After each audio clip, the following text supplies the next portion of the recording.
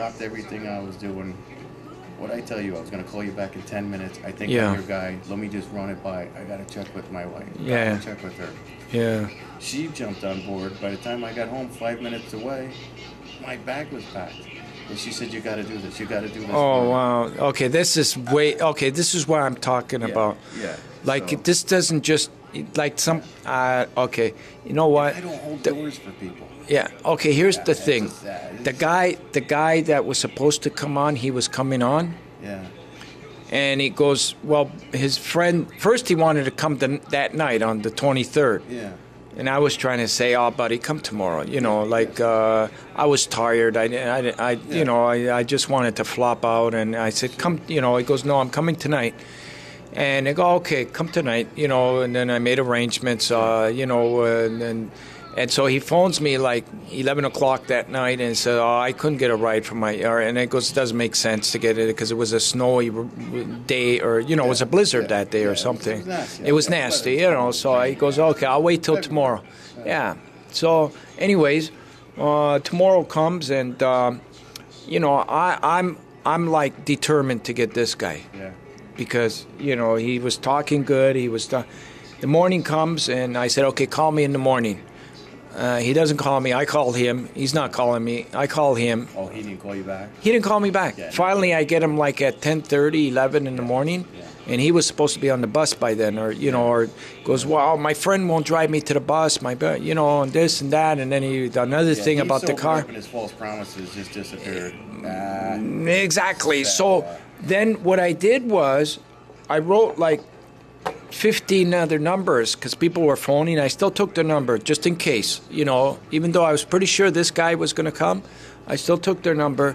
After I was kind of getting shaky that this guy was coming, I started phoning all 15 numbers. Yeah, you weren't just shaking. There was panic. There was panic. Yeah, there was panic. I thought that the campaign was going to get terminated. Yeah. I really did. Yeah. I mean, I have jumped on a Greyhound before to do it when stuff like this has happened. Yeah. And, you know, I was feeling like maybe this wasn't supposed to happen in the States, though. Yeah. I was starting to really get that, you know, and especially after I phoned the 15th guy. Yeah. And I'm hearing, well, I'm not sure. I got to check with this and I got to check with that. And then you were the 16th person. Yeah. Yeah. You were like the last person. I mean, I phoned those 15 persons, and then you phoned a brand new person. Yeah. And I wish I would have recorded our conversation. Yeah. But I wasn't sure whether you meant it. Yeah. Because once you hear 15 maybes, I don't know, we'll see. Yeah, I do want to come, but, you know, and then something comes up. You know what bothers me with this whole thing? In the state of Connecticut, in the months that I was dealing with this, and unemployment was up to 10.2%. Where are the people? You know what I mean? I even had the notion, okay, I'm going to take the winter off and I'm going to hang out in the house. I'm going to do a couple things. I'm not going to look for a job. But that's not my deal. I'm looking for a job. I'm looking for something to be walking around with, chasing my tail. Where's the other thousands and thousands of people out of millions of people out of work in the state of Connecticut? Where were they? Just 21 calls and not one of them showed up? Yeah. We got a problem here. People not funking up and helping out and doing something and taking money for free. I understand you're unemployed, but you do something. You do something. Mm-hmm. Mm-hmm. Wow. I don't understand it. I don't understand. Yeah. So, and that guy even had the nerve. Well, I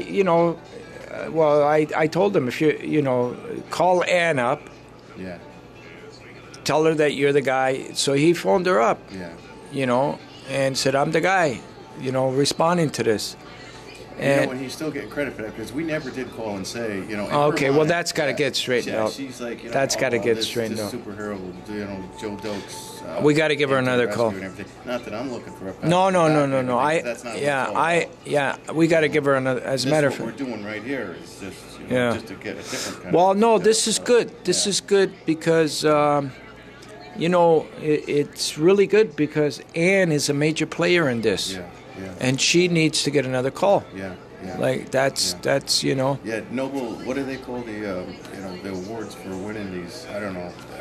She won writers, something. You get some kind of writer's awards. I don't know what Yeah. to call it because I'm not into this, but you get an award for writing this because this pops. This jumps But out. do you know her book too?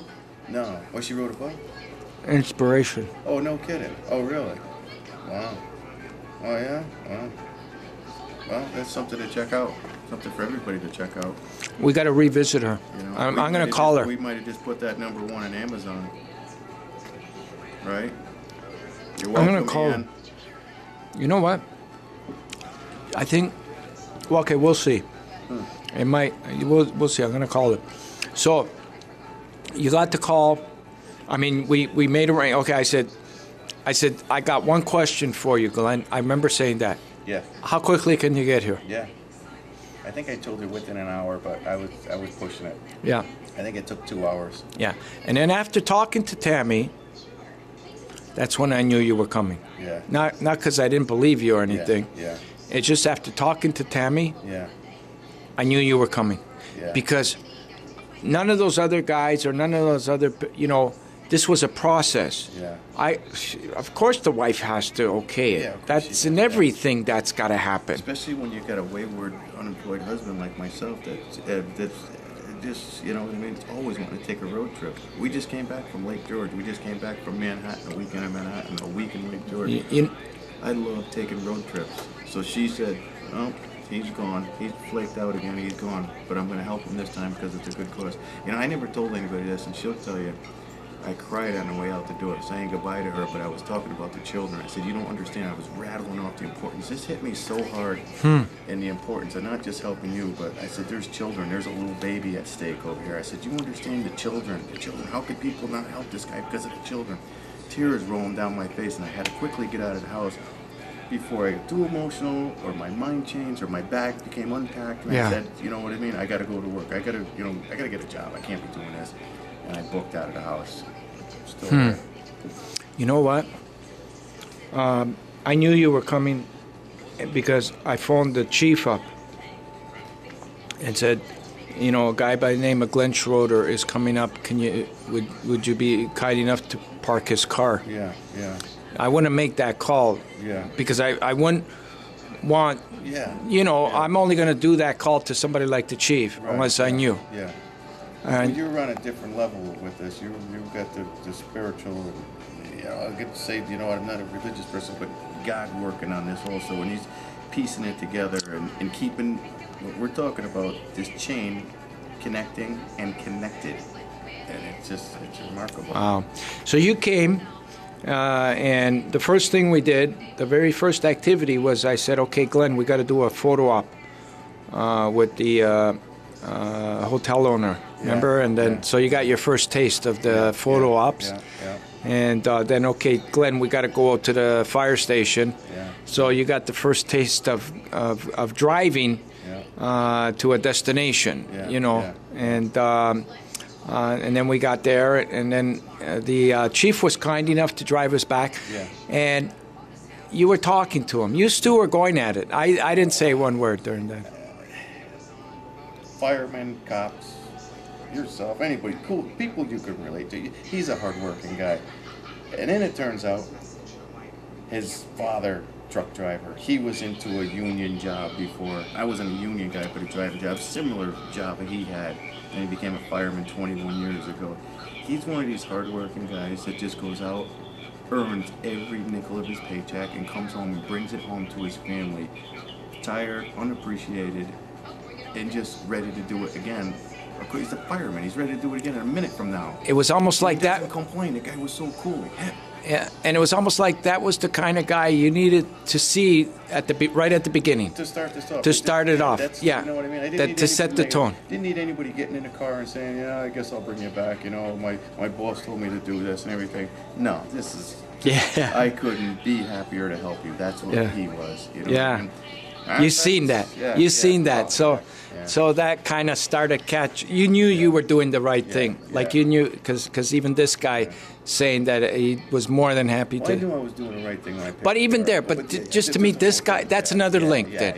Yeah. That's another link. It's a link. Yeah. So then we started driving up this 5-6 hour ride to Buffalo out and to Rochester that night. First, and so that whole 5 hours we must have covered everything from A to Z. You know.